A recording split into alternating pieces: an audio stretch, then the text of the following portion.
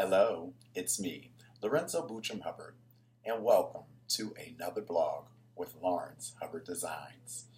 This week, we're going to talk about something that probably affects every single person out there who has ever bought a home, thought about buying a home, rented an apartment, or anything else. And it's dealing with contractors. So this week's vlog will be interesting even if you are someone who is a design professional or not, because even many design professionals find it challenging dealing with contractors and knowing how to find them, communicate with them, and getting them to finish a job. I can say, being an award-winning architectural and interior designer, I cannot make any of that happen without a good team. It means that there are people working with me in order to create amazing projects, and those amazing projects are what I'm recognized for. And they're recognized at the same time that I'm being recognized.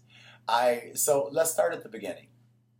The first thing that you need to do is to recognize, do you need a contractor? We talked about that a little bit in my blog, I believe, from last week, where I tried to identify or help you identify on if you needed an architect or an interior designer.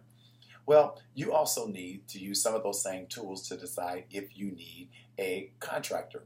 If you need a handyman, or if you need a general contractor, if you need just an electrician or a plumber, it doesn't matter what you're deciding or what you need. You need to decide, is this a person that needs to be licensed? Do they not need to be licensed? And I speak generally on my blogs because I have people who watch from other countries. I've had clients all over the world, and there are people, and these rules change depending on the country that you're in.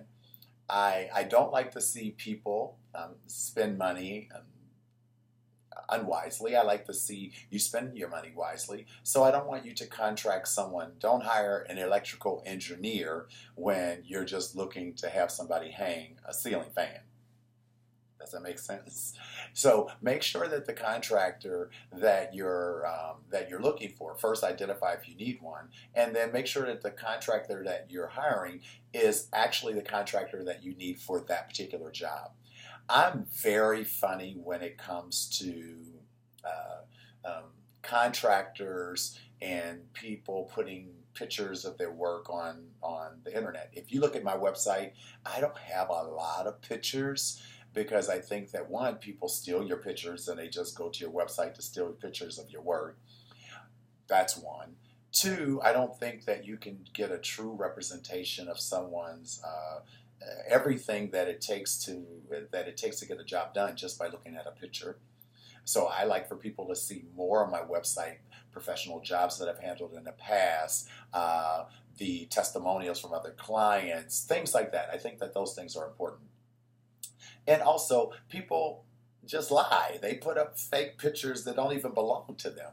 So you have to be careful of that. I feel like that the same way I feel about renders. You see so many people now, everybody's doing a 3D render and they're doing these virtual renders.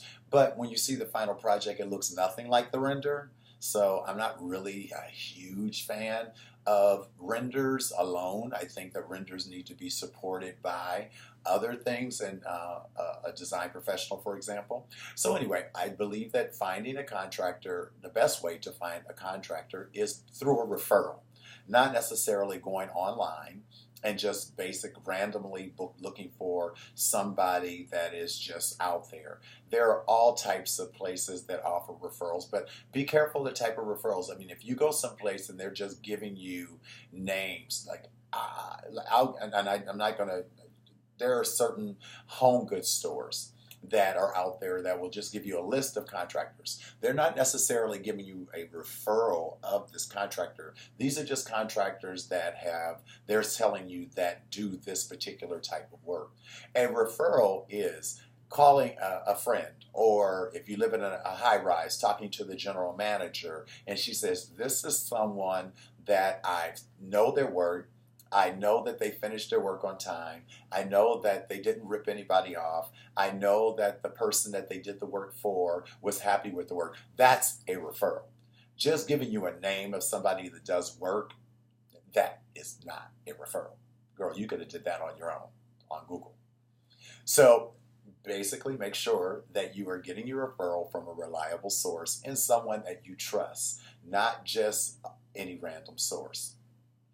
Once you have a contractor, I think it's also very, very important to make sure if you don't have an interior designer, if you don't have an interior decorator or architectural designer or architect working with you, it's very important to make sure that you know how to read a contract or you know how to write one.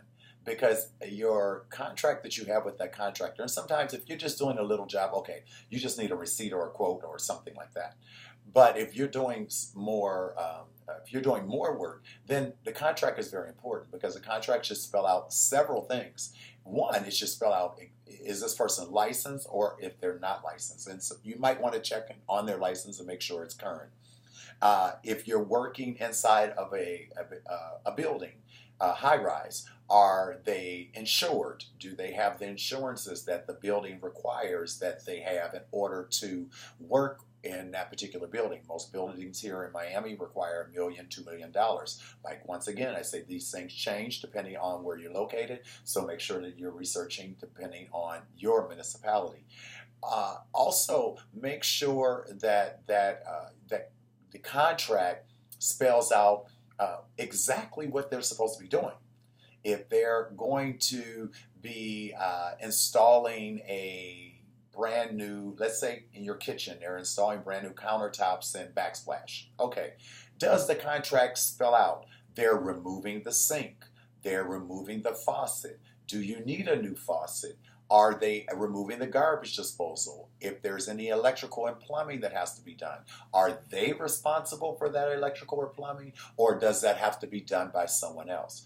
I cannot tell you how many clients I've seen get themselves in trouble because they hire someone to do something, but they don't recognize that there's a part B and a part C to that job, and that contractor is not responsible for it, and the contract did not spell that or tell them that they're not responsible for it. So the client ends up overspending, and the job ends up being behind schedule because they did not know that there were more things and more contractors that need to be brought on board in order to make this particular job happen. Also, how many days is it going to take for them to finish the job? If they're supposed to finish the job in 4 days, what happens if they don't?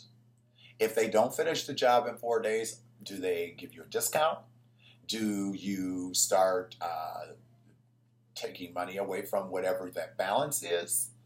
You need to make sure that your contract spells out what's going to happen for you as the client if the contractor does not do what they're supposed to do.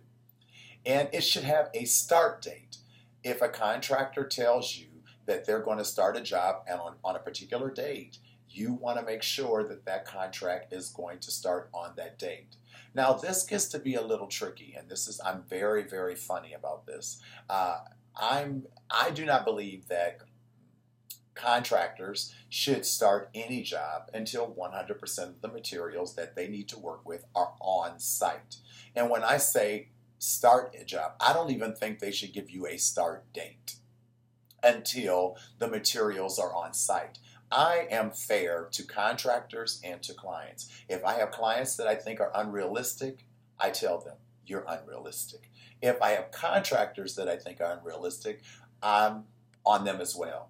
So I don't think, and the reason I say this is there are so many materials that can be back ordered that they're supposed to come in 4 weeks, but they come in 6. So it's not fair for that contractor to give you a start date in 7 weeks, thinking that all of your materials are going to come in 4 or 6 weeks, and then they don't show up on time.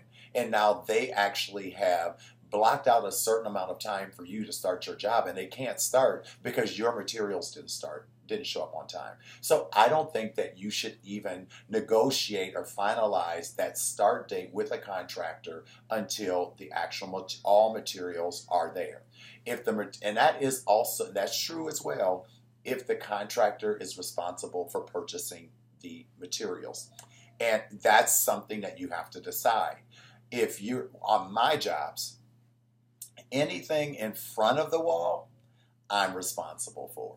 Anything behind the wall, the contractor is responsible for. So basically that's saying that anything decorative, I'm the person who's purchasing it. I'm the person who's making sure that it arrives to the job site, giving the schedule, and making sure that it's in good condition, if it has to be returned, all of that. Because this can happen. You can order something. Say, for example, you're ordering brand new medicine cabinets, you're doing a whole new bathroom. What happens if the medicine cabinet arrives damaged? Now you have to send it back. And you have to wait another 2 or 3 weeks for it to come in. So you have to take all of this into account when you're dealing with contractors and how to do your job. And the things I'm giving you, even designers out there, are things to take away stress. I also think that it's very important to make sure that your contract is very clear on monies. What I mean by that, are you going to be, if you're the person, for example, if I'm doing a contract and it's for my contract with my client is, even though I'm the designer, my client is always the boss. The contract is always between the client and that particular contractor. I'm the person who's actually acting as a conduit between the two to make sure that everything goes smoothly, but the contract is still between the homeowner or condo owner or renter or whatever and that actual contractor. But when it comes to spelling out the way money is dispersed, I always insist that contractors, because you have contractors out there who say, oh, I want 50% up front, and then I want 20% when I start the job, and then I want another 10%. Heck, no, that does not happen if you're working with Lorenzo. That's not how contract works with me. If I'm doing a contract with a client, first of all, are we purchasing materials? If there are materials that have to be purchased, what is the price of those materials? If you have to order something and it's special order materials, even if it's something that a contractor has to purchase, okay, what's the price of those materials? Let's keep those separate from the rest of whatever that contractor is charging. That I have no problem paying up front 100% if the contractor is requiring to purchase those items, especially if it's something that's coming in right away. Most of the time you don't have to deal with that, but because if you're dealing with a designer, especially one like me, because I'm the person who's purchasing the things that are special order. Most of the things that the contractor has to purchase are things that are actually behind the wall and you can get those things right away. Some things no, but most things yes. Then if the contract is not, okay, now we get to just the regular work. You should never allow a contractor to negotiate a contract with you where you are, let's say, underwater. I'll use that term. Meaning that contract should always be paid in such a way that you are paying a contractor in the same amount of time as work is finished. You would never pay a contractor 50% and then 20%, but you have 70% of the work that's not done. You always want to make sure that you still have enough money to finish a job. If that contractor walks off the job, you still have enough money left that if you have to hire another contractor to come in and finish the job, you have that money. So you always make sure that you give them a deposit, but you're paying them as the work is finished. If you need to give them 50% up front, okay, that's required for most contractors. But you will get another 20% when you reach this point in the job. That means, okay, if you're doing something and we're opening walls or whatever, once I can see that all the plumbing and electrical and all of that is done and the walls are actually ready to be closed and they passed inspection, if an inspection is necessary, I will pay another 20-25%. If once the walls are closed and everything is ready for paint and we're now getting to the point where we're ready for decorative, I will pay another 10%. But you always want to leave yourself in a position that you never, well, let me tell you, even the best contractors, even on the best jobs, even in the most ideal circumstances, something can happen, one, or I don't know why. It is so difficult for contractors to finish that last 5 or 10% of the job. I don't care what job, it can be commercial, residential, high end, mid grade, low end, whatever. It's like pulling teeth to get contractors to finish that last 10% or 5% of the job. So you always want to make sure that you have some money there. So if they don't show up to do those last little things, you can hire someone else. I don't pay contractors 100% of their balance after they finish a job until 7 days after the job is completed. I give my clients an opportunity to walk, if it's a commercial or residential, I give my clients an opportunity to actually walk through the job. And if there is a guarantee that comes along with that, then I want to make sure that that guarantee is actually honored. There are some contractors who, like plumbing, electrical, all of that type of stuff. If there's a guarantee, that should have been in their contract first of all. But if they're giving you a guarantee on their work, even though that guarantee, because a lot of times they'll say, oh yeah, but my guarantee says for 30 days. I don't care. I pay a balance 7 days after the job is done and my client has had an opportunity to walk through it. To give them an opportunity to say, okay, I like this, I don't like this, I saw this, I don't like this, I like this, or I love everything. It is peace of mind for the client and it's peace of mind for you. Working with a contractor, working with a designer, this should all be enjoyable. It should be something that my clients, and even people who are my clients and other designers, it should be something that's fun, enjoyable. It obviously nobody likes probably spending money, especially when you're spending your own. But when you have to do it, you want it done on time and you want it done as stress-free as possible. So if you know how to deal with these contractors, then you can deal with it the right way. Now, if you just end up being in one of those bad circumstances, I'm hoping that the tools that I gave you are some of the tools that you can use to where you don't end up in court. Because you'll always have enough money to finish the job with someone else, and even unless you just have a contractor who did really crappy work. So I'm hoping that if you're working with someone who's licensed and you're working with someone who is a great referral and you're working with someone and you're making sure that you're paying them in a way that you're always in a position to hire someone else if they don't finish the job, you'll never end up in court. But if you do, make sure throughout the job that you document everything. Every phone call, every text message, every email, every time they don't show up on time, every time that they don't respond to your text message, every phone call that they don't respond to.